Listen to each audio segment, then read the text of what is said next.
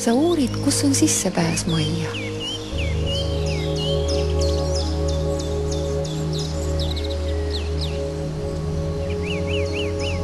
Leiad üles välisukse ja astud ukse juurde.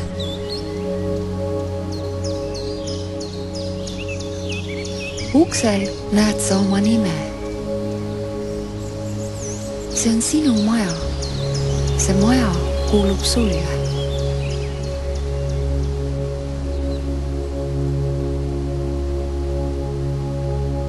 Sa tõmbad ukse lahti, astud üle läve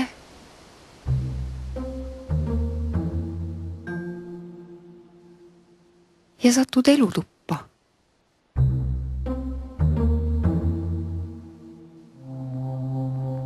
Milline on esimene mulje sellest ruumist? Mis tunne on siin olla?